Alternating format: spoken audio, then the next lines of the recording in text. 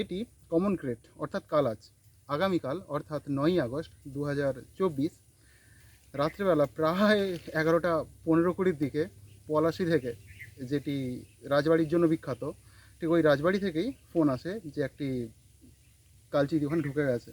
তো সেটিকে আমরা উদ্ধার করি।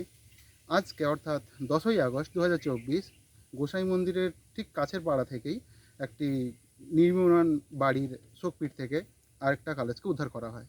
তো দুটিকেই আজকেই মুক্ত করে দিচ্ছি।